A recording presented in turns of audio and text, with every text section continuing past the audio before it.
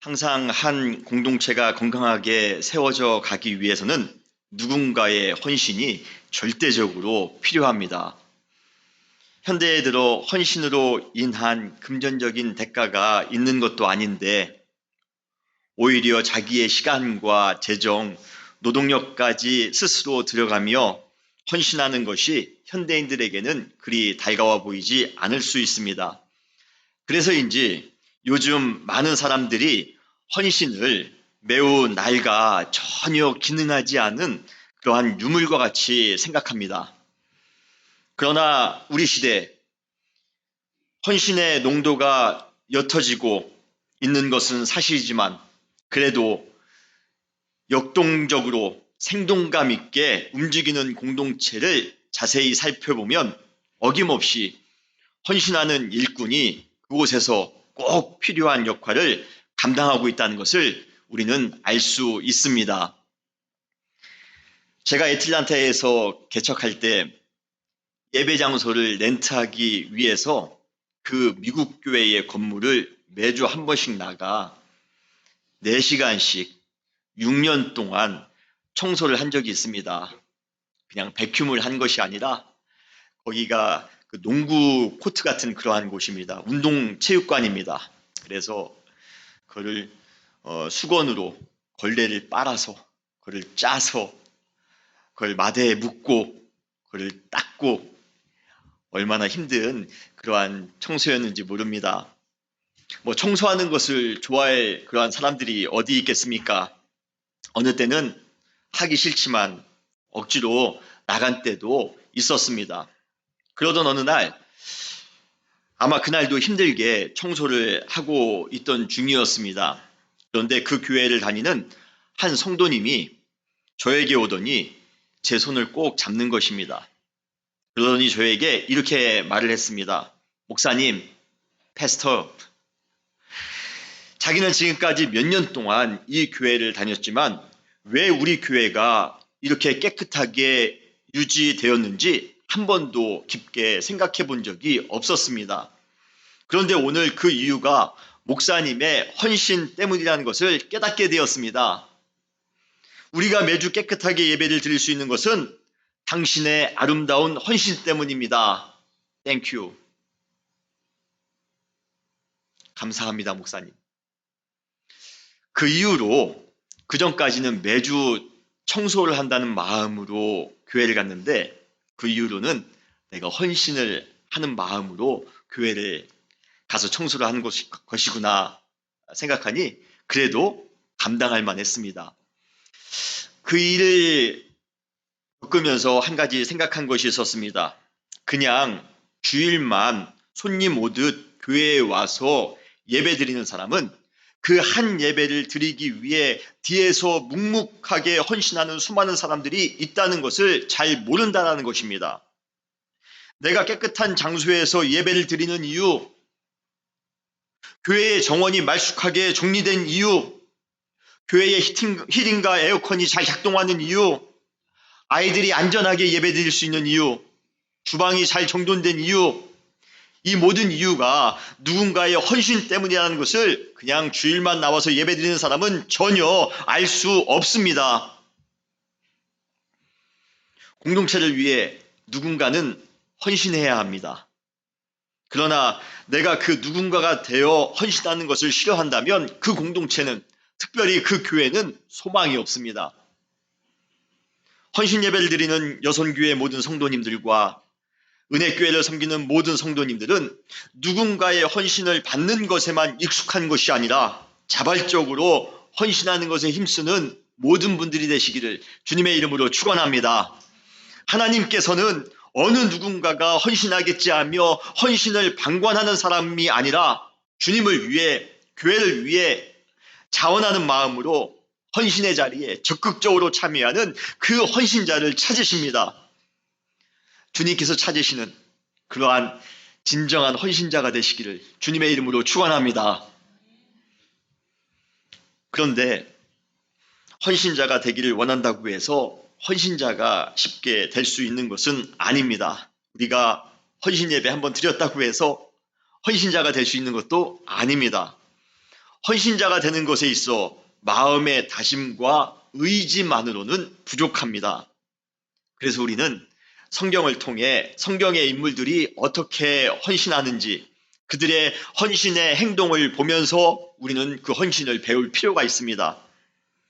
성경에 수많은 헌신자들이 있지만 특별히 오늘 여선교회 헌신 예배를 맞이하여 오늘 본문 마태복음 26장에 나오는 이 한 여인의 헌신을 함께 알아보고자 합니다. 우리는 그녀를 통해 진정한 헌신이 무엇인지 그리고 어떠한 마음으로 헌신해야 하는지를 배우게 될 것입니다. 먼저 성도의 헌신은 1차적으로 그 헌신의 대상이 누구인지를 정확하게 아는 것에서부터 시작해야 됩니다. 사실 헌신은 기독교인들만 하는 것은 아닙니다. 세상 사람들도 자신들이 속한 공동체 안에서 나름대로 헌신을 하며 살아갑니다. 지역 청소년의 선도를 위해서 자발적으로 헌신하는 부모님 그룹이 있습니다. 지역의 하수를 보호하기 위해 헌신하는 사람들도 있습니다. 봉사 클럽을 만들어 지역의 굳은 일을 도맡아 하는 그러한 사람들도 있습니다. 얼마 전 TV 방송을 통해 해병대 전우회에서 지역의 치안을 위해 밤늦게까지 헌신하는 모습을 제가 본 적도 있습니다. 이렇게 세상에 많은 분들도 의미 있는 일을 위해 여러 가지 모양으로 자발적인 헌신을 합니다. 그러한 그들의 헌신은 겉으로 보기에 우리 교회의 성도님들이 하는 헌신과 크게 다를 것이 없어 보입니다. 그럼에도 불구하고 세상 사람들의 헌신과 구별되는 우리 기독교인들만의 아주 특별한 점이 있습니다. 이 특별한 점으로 인해 우리 기독교 헌신의 정체성은 결정되어집니다. 그것이 무엇입니까? 그것은 바로 우리의 헌신의 대상이 1차적으로 예수 그리스도라는 것입니다. 여러분 믿으십니까? 예수 그리스도가 없는 헌신, 예수 그리스도가 배제된 헌신은 기독교의 헌신이 아닙니다. 기독교 헌신의 근원과 동기, 우리가 헌신하는 우리가 성도로서 헌신하는 그러한 힘과 그러한 이유는 오직 예수 그리스도입니다. 예수 그리스도를 향하여 우리는 헌신해야 됩니다. 우리는 예수 그리스도 안에서 헌신해야 됩니다. 그래서 우리의 헌신은 신앙이며 또한 믿음인 것입니다. 사랑하는 성도 여러분, 우리가 예수님을 향하여 헌신하며 예수 그리스도 안에서 헌신하시는 여러분 되시기를 주님의 이름으로 축원합니다. 나의 힘으로 나의 의지로 하는 것이 아닙니다. 내 안에 계신 하나님의 은혜로 헌신하는 것입니다. 그래서 우리는 헌신할 때 믿음이 필요합니다. 우리는 헌신할 때 뜨거운 신앙이 필요한 것입니다. 그러한 신앙을 가지고 예수 그리스도를 향하여 그분 안에서 뜨겁게 헌신하시는 여러분 되시기를 주님의 이름으로 축원합니다.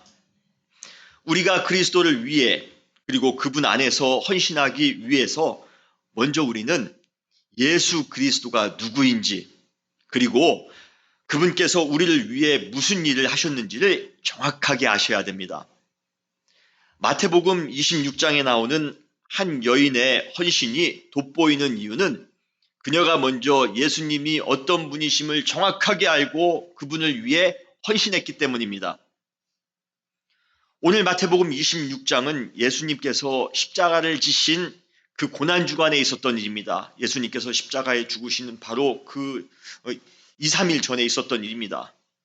예수님께서는 이미 자신의 죽음이 임박했음을 알고 계셨습니다. 그리고 그 당시에 종교 지도자들, 정치 지도자들은 예수님을 죽이기 위한 계획을 아주 치밀하게 진행하고 있었던 중이었습니다. 긴장과 갈등이 최고조로 이른 어느 날 예수님의 식사 자리에 갑자기 이 한 여인이 등장합니다. 사실 마태복음에 보면 21장에 예수님께서 예루살렘에 입성하신 이후 26장에 예수님께서 잡히실 때까지 여성은 오직 이 구절에만 등장합니다. 남성들의 거친 논쟁과 그 음흉한 음모, 적대감과 살의, 무지와 배반이 판치고 있는 예수님의 그 마지막 주간에 이 여성의 존재만큼은 얼마나 아름답고 향기로우며 은혜가 되는지 모릅니다. 그래서 이 여인의 헌신이 훨씬 더 돋보이나 봅니다. 수많은 제약과 어두움, 유혹과 시험이 넘치고 있는 우리 시대에, 마치 예수님의 마지막 주간 같은 그러한 우리 시대에 은혜교회 사랑하는 여선교회의 모든 성도님들의 헌신은 이 세상 사람들에게 큰 감동과 회복의 향기를 주는 그러한 헌신이 되시기를 주님의 이름으로 축원합니다. 예수님께서 식사하는 자리에 찾아온 본문의 이 여인은 함께 가지고 온 향유옥합을 예수님의 머리에 아낌없이 쏟아 부었습니다. 그런데 유대인들의 전통에 볼 때 사람의 머리에 무언가를 붓는 것은 두 가지를 의미합니다. 첫 번째는 그것은 바로 어노인팅입니다. 기름 부음을 어노인팅이라고 합니다. 사람의 머리에 기름을 붓는 의식입니다. 주로 이 어노인팅, 기름을 붓는 것은 지도자를 세울 때 사용하는 방법입니다. 고대 이스라엘 사람들은 왕이나 제사장, 선지자를 세울 때 이 어노인팅의 의식을 행하였습니다. 지금 이 여인이 와서 향유옥합을 예수님의 머리에 지금 붓고 있는데 그것은 마치 어노인팅을 연상합니다. 이 여인이 지금 예수님 앞에 와서 어노인팅을 하는 그러한 모습입니다. 이 여인은 지금 예수님의 머리에 향유를 부음으로써 예수님을 왕으로, 예수님을 대제사장으로, 예수님을 선지자로 인정했던 것입니다. 그리고 어노인팅을 받는 사람을 디어노인티드라고 합니다. 기름 부음 받은 자라고 합니다.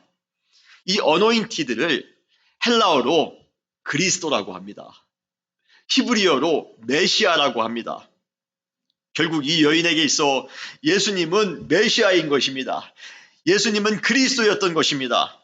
사랑하는 성도 여러분, 예수님은 우리의 만왕의 왕이십니다. 예수님은 우리의 영원한 대제사장이십니다. 예수님은 우리의 온전한 선지자이십니다. 그분은 우리의 메시아이시며 우리의 그리스도이십니다.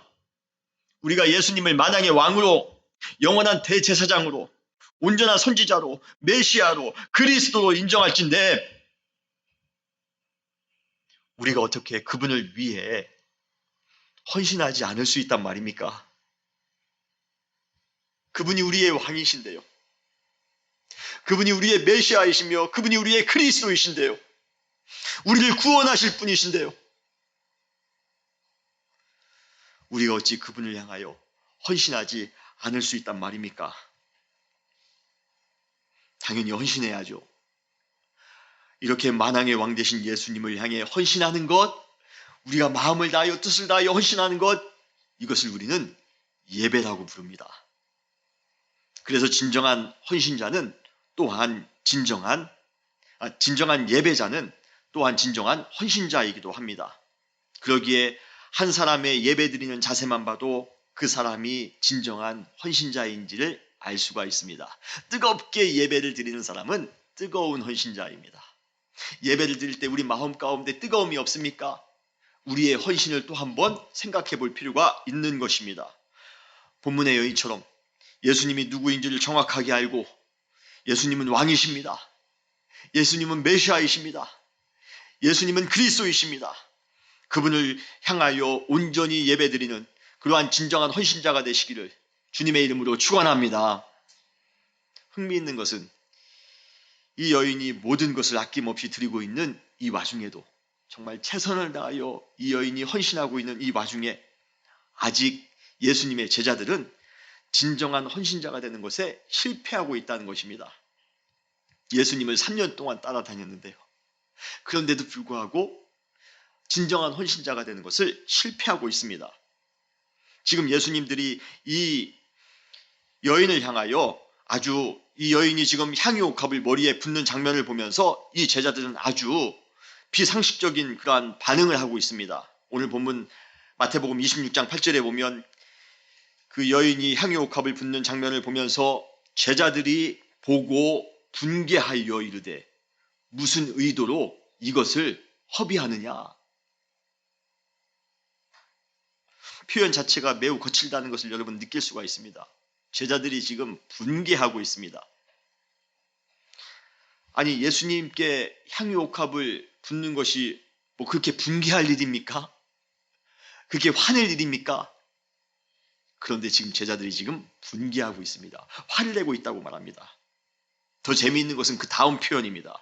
제자들은 그 여인에게 이렇게 지금 힐문하고 있습니다. 무슨 의도로 이것을 허비하느냐?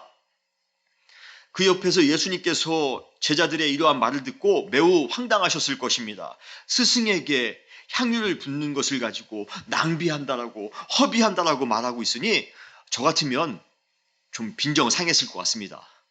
아니 스승한테 그래도 내가 스승인데 저 제자들이 그래도 이것을 무슨 의도로 낭비하느냐느니 허비하느냐느니 그렇게 말할 수가 있을까? 그런데 여기서 더 중요한 표현은 무슨 의도입니다.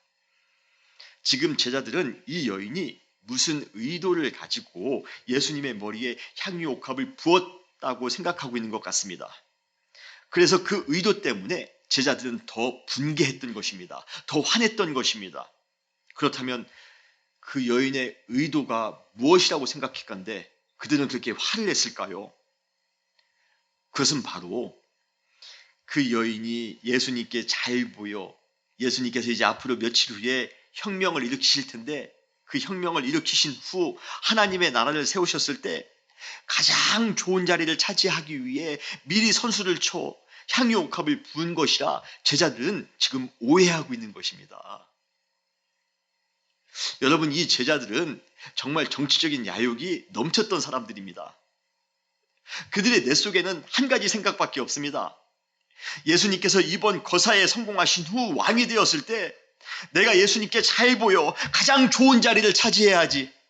어떤 제자들은 아주 대놓고 예수님께 저 주님의 좌측 자리를 주세요. 저 주님의 우측 자리를 주세요. 아주 노골적으로 예수님께 요구한 그러한 제자도 있었습니다. 그들은 호시탐탐 예수님께 잘 보여 가장 좋은 자리를 차지해야지 생각하고 있었는데 갑자기 이 여인이 등장해 예수님의 사랑을 받고 있다고 생각하니 그들은 위기를 느꼈던 것입니다. 그러기에 그녀의 순수한 헌신을 오해했을 뿐만 아니라 그들 자신도 예수님을 정확하게 이해하지 못하며 있었기 때문에 헌신에 완전히 실패했던 것입니다. 본문의 여인처럼 예수님이 누구인지 정확하게 아는 사람은 진정한 헌신자가 될 수 있습니다. 그러나 제자들처럼 예수님을 아직도 정확하게 모르는 사람은 매번 헌신에 실패할 것입니다. 여러분은 헌신의 실패자이십니까? 여러분 진정한 헌신자이십니까? 여러분은 예수님을 정확하게 이해하고 계십니까? 예수님을 정확하게 알고 그분을 향하여 진정한 헌신을 드리고 있습니까? 아니면 예수님을 그냥 나에게 축복 주시는 분, 나에게 은혜 주시는 분, 내 자녀가 잘되게 해주시는 분, 나를 형통케 하시는 분, 내 사업을 잘되게 하시는 분, 여러분은 이 정도로만 예수님을 알고 계십니까? 그렇다면 우리의 헌신이 실패할 수가 있습니다. 사랑하는 성도 여러분, 우리는 이 여인과 같이 예수님을 정확하게 알므로 항상 진정한 헌신자가 되시는 여러분 되시기를 주님의 이름으로 축원합니다. 두 번째로 유대인들의 전통에서 머리에 무언가를 붓는 것은 전제, drink offering이라고 합니다. 전제를 의미합니다. 전제는 제사, 고대 이스라엘의 제사법 중에 하나입니다. 자신을 대신하여 죽을 희생제물의 머리 위에 아니면 몸 위에 포도주를 붓는 의식이 전제의 의식입니다. 전제를 부은 희생제물은 곧 죽임을 당하게 될 것입니다. 그래서 이스라엘 사람들은 죽음을 앞두고 있을 때 전제라는 단어를 은유적으로 사용합니다. 디모데후서 4장 6절에 보면 사도 바울이 이제 순교할 때가 다가오고 있음을 직감하게 됩니다. 그래서 바울이 이렇게 고백합니다. 디모데후서 4장 6절에 전제와 같이 내가 벌써 부어지고 나의 떠날 시각이 가까워왔도다. 내가 희생제물과 같이 지금 전제를 내가 지금 전제와 같이 부어졌도다라고 지금 고백합니다.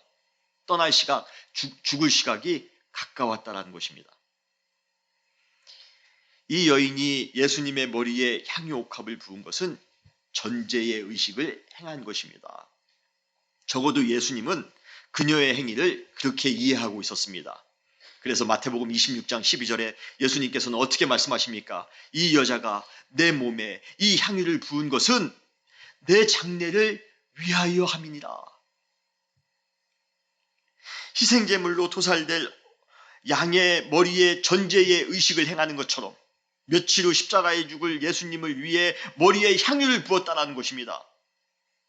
다른 모든 제자들은 예수님의 대속의 죽음에 대해 전혀 이해하지 못하고 있었지만 이 여인만큼은 이 땅 가운데 예수님께서 오신 이유, 우리의 죄를 용서하시기 위해 죽임을 당한 어린 양으로 오셨음을 정확하게 알고 있었습니다. 이 여인만큼은 예수님의 십자가의 죽음의 행위가 무엇인지를 정확하게 알고 있었던 것입니다. 그래서 이 여인은 전제의 의식과 같이 예수님의 머리에 향유옥합을 부음으로써 예수님의 죽음을 준비하였던 것입니다. 이것이 바로 그녀가 예수님의 머리에 향유옥합을 부은 진정한 의도였습니다. 이렇게 예수님의 의도를 잘 알고 믿음으로 헌신하였기에 예수님께서는 그 여인을 향해 큰 축복을 선포하십니다. 그 내용이 마태복음 26장 13절에 나옵니다. 내가 진실로 너희에게 이르노니 온 천하에 어디서든지 이 복음이 전파하는 곳에서는 이 여자가 행한 일도 말하여 그를 기억하리라. 예수님께서 우리를 구원하시기 위해 십자가의 죽음을 감당하셨습니다. 그분의 죽음이 무엇을 의미하는지 아는 자만이 은혜 가운데 온전히 헌신할 수 있습니다. 나를 구원하기 위하여, 나를 죄로부터 구원하기 위하여, 나로 생명으로 구원하기 위하여 예수님께서 십자가를 치셨다는 사실을 알게 되었는데 어찌 우리가 그 예수님을 위해 헌신하지 않을 수 있단 말입니까? 새 찬송가 143장 4절로 5절에 보면 이러한 가사가 나옵니다. 4절, 나 십자가 대할 때에 그 일이 고마워 내 얼굴 감히 못 들고 눈물 흘리도다. 5절, 늘 울어도 눈물로써 못 갚을 줄 알아 몸 밖에 드릴 것 없어 주님 이 몸 바칩니다. 예수님께서 십자가를 우리를 위하여 치셨는데 우리가 가만히 있을 수 있겠습니까? 우리 역시 주님 이 몸 바쳐 몸 밖에 드릴 것 없어 내가 이 몸 바쳐 주님께 헌신하며 살겠습니다. 이것은 당연한 고백입니다. 예수님께서는 십자가의 죽으심으로 먼저 우리를 위해 가장 큰 인류 역사상 가장 큰 헌신을 하셨습니다. 이제 우리가 주님을 위해 헌신할 차례입니다. 사랑하는 성도 여러분, 그리고 오늘 헌신하시는 여선교회 성도 여러분, 주님께서 우리를 위하여 십자가에서 죽으셨음을 믿으시며 그 은혜 감사하여 평생 주님께 헌신하며 살아가시는 여러분 되시기를 주님의 이름으로 축원합니다. 우리는 우리의 헌신의 대상이 예수 그리스도이시며 우리가 그분을 위해 헌신해야 되는 이유는 그분이 우리의 메시아이시지만 동시에 우리를 구원하기 위하여 죽으신 분이라는 사실을 알게 되었기 때문입니다. 그렇다면 우리는 헌신의 다음 단계로 넘어가야 됩니다. 바로 헌신은 나의 가장 귀한 것을 드리는 것입니다. 헌신은 무엇입니까? 나의 가장 귀한 것을 드리는 것입니다. 오늘 보면 마태복음 26장 7절에 보면 한 여자가 매우 귀한 향유 한 옥합을 가지고 나와서 라고 말씀하십니다. 마태는 그 여인이 드린 향유 한 옥합을 매우 귀하다라고 간단하게 표현하고 있습니다. 그런데 마가는 그 향유 옥합이 무엇인지를 좀 더 구체적으로 우리에게 알려주고 있습니다. 마가복음 14장 3절에 보면 매우 값진 향유 곧 순전한 나드 한 옥합이라고 말하고 있습니다. 나드는 어느 특별한 향나무의 뿌리에서 축출한 향기로운 원액이라고 합니다. 그런데 문제는 이 향나무는 이스라엘에서 재배되지 않고 히말라야나 인도 지역에서만 자랐기 때문에 이를 수입하는 가격이 매우 비쌌다고 합니다. 요한복음 12장에 보면 이 향유 옥합이 얼마만큼의 가치인지를 가룟 유다의 입을 통해 우리에게 말해주고 있습니다. 요한복음 12장 5절에 보면 이 향유를 어찌하여 300데나리온에 팔아 가난한 자들에게 주지 아니하였느냐. 이 향유가 300데나리온의 가치랍니다. 한 데나리온은 그 당시 화폐의 단위로 보통 노동자의 일일 품삯이었다고 합니다. 그러므로 300데나리온은 1년치 노동자의 품삯입니다. 요한복음에 보면 그것을 300데나리온이라고 번역해 놓지 않고 NIV 같은 데서는 1년의 품삯이라고 번역해 놓았습니다. 지금으로 하면 한 3, 4만 불 정도 되지 않을까 싶습니다. 그러면 우리가 이제 수치적으로 이 향유 옥합이 얼마나 큰 가치인지를 여러분들은 좀 실감하실 것입니다. 제가 타고 다니는 차 가격만큼 되는 것이 이 향유 옥합의 가격입니다. 그것을 이 여인은 예수님을 위해 아낌없이 드린 것입니다. 어쩌면 이 향유는 그 여인의 재산 목록, 가장 소중한 재산 목록 1호였을 것입니다. 1년에 몇 번, 그것도 아주 귀한 날, 몇 방울씩 찍었던, 아끼며 사용했던 것이 바로 이 향유 옥합입니다. 그러나 아무리 가치 있다 할지라도, 아무리 귀하다 할지라도, 아무리 소중하다 할지라도 예수님을 위해서라면 그녀는 모든 것을 온전히 헌신할 수 있었습니다. 주님을 위해 최고의 것을 드리는 이 여인을 보면서 제 개인적으로 한번 생각해 보았습니다. 나는 지금 주님을 위해 무엇을 드리고 있는가? 여러분도 한번 생각해 보시기 바랍니다. 우리를 구원하신 주님을 위해, 우리를 위하여 십자가를 지신 주님을 위해,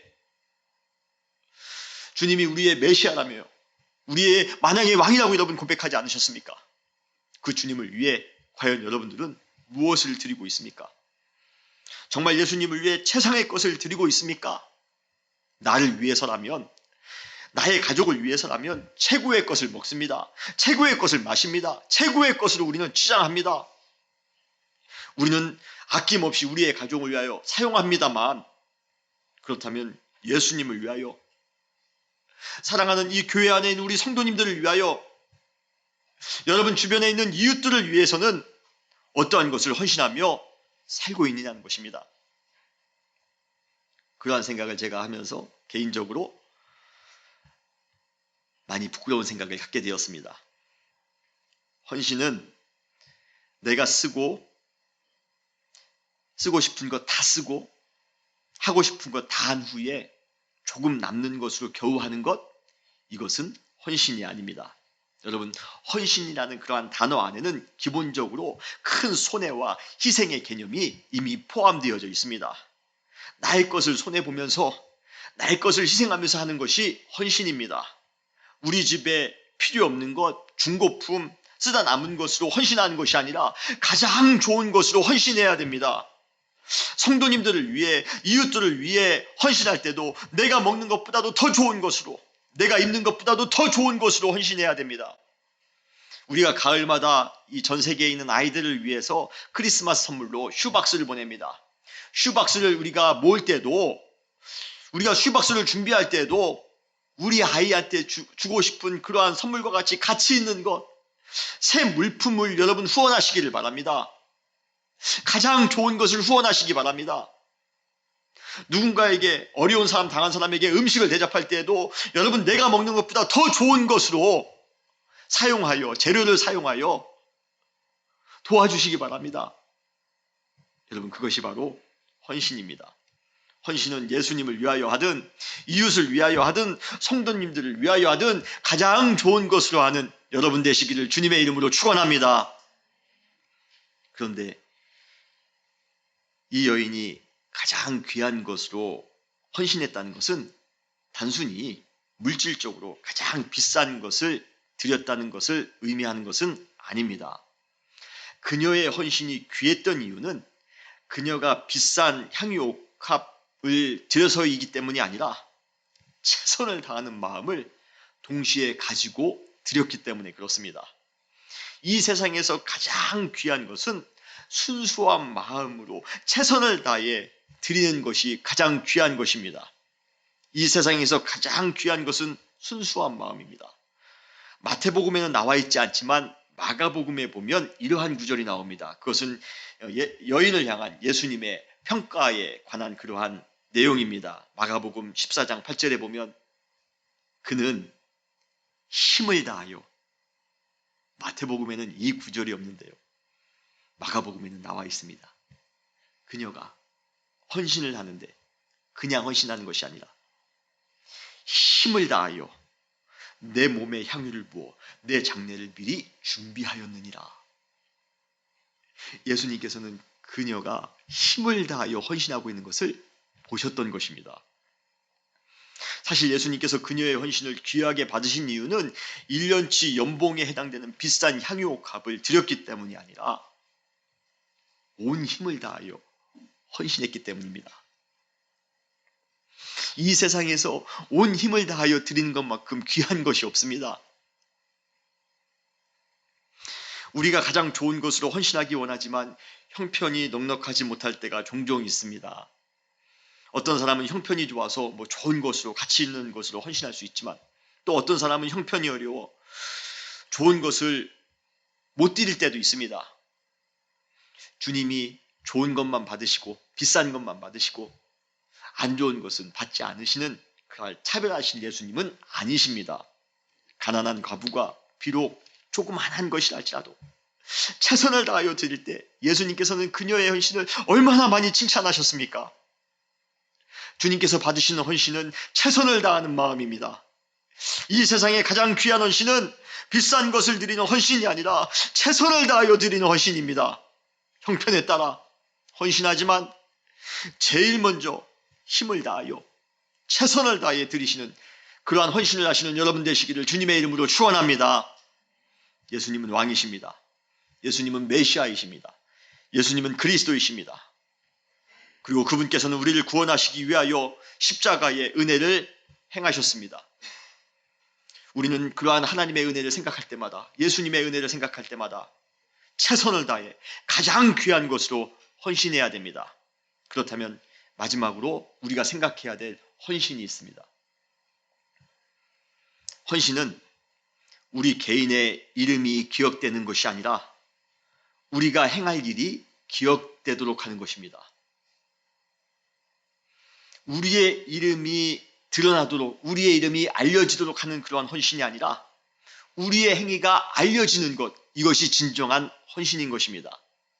마태복음 26장의 여인이 예수님을 향해 가장 귀한 것을 헌신하였을 때 예수님의 반응이 마태복음 26장 13절에 나옵니다.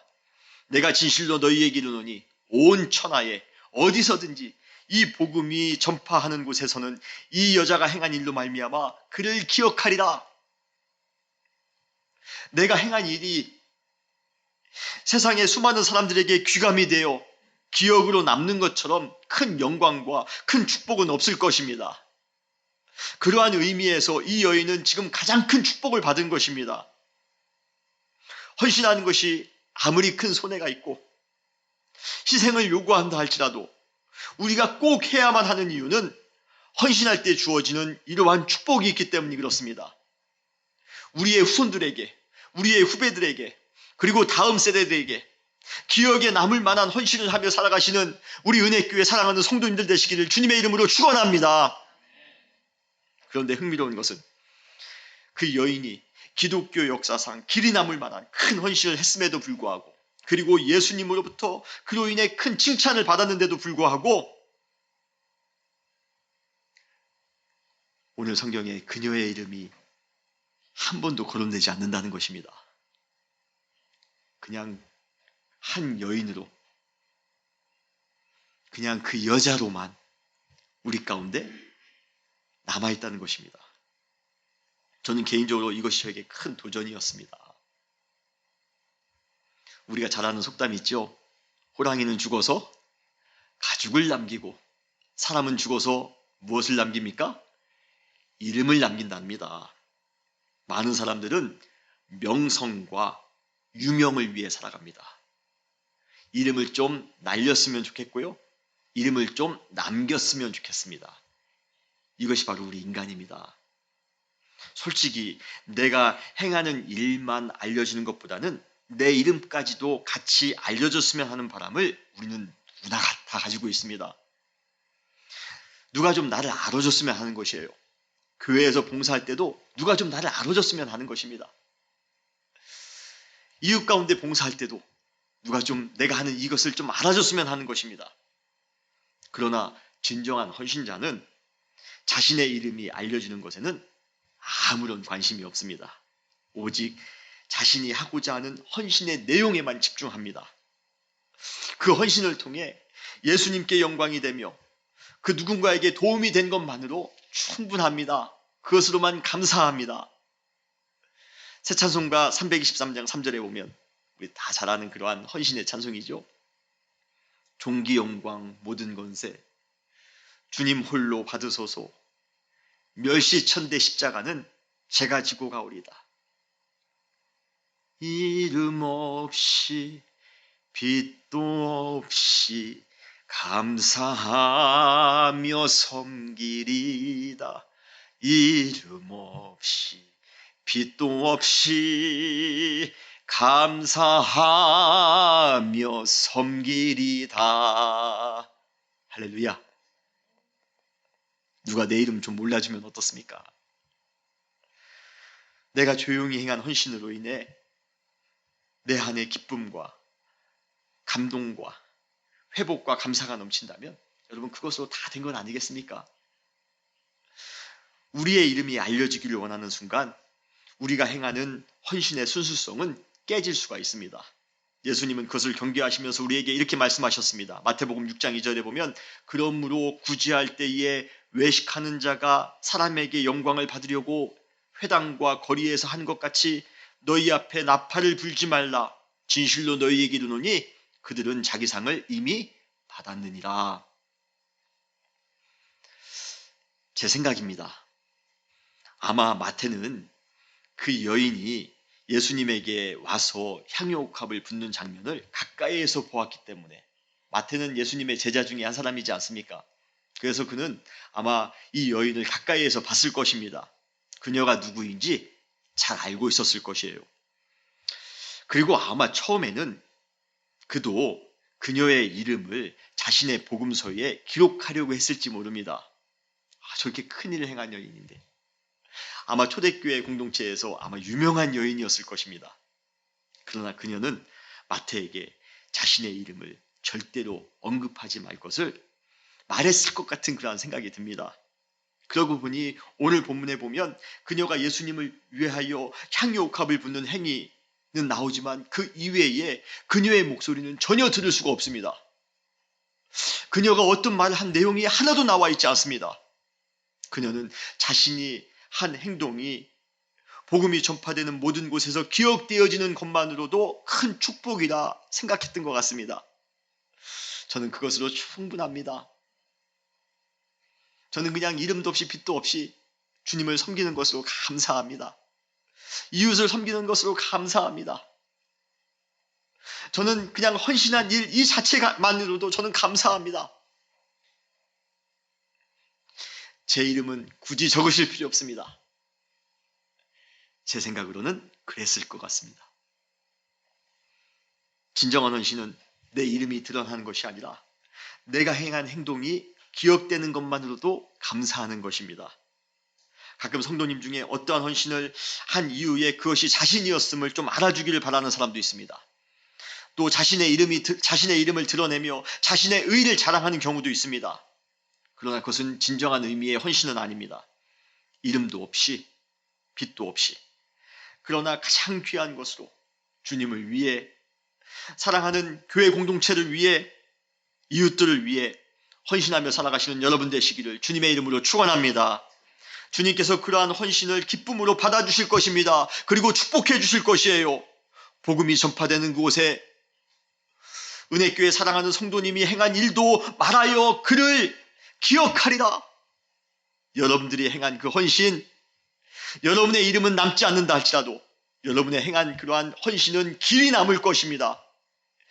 우리의 후배들에게, 우리의 후손들에게, 우리의 자녀들에게 큰 모델이 되어, 큰 귀감이 되어 그들이 올바른 신앙을 할 수 있도록 큰 도전을 줄 것입니다. 여러분, 그러한 헌신을 하며 살아가는 우리 여선교회 그리고 우리 모든 성도님들 되시기를 주님의 이름으로 축원합니다. 다시 기도하시겠습니다.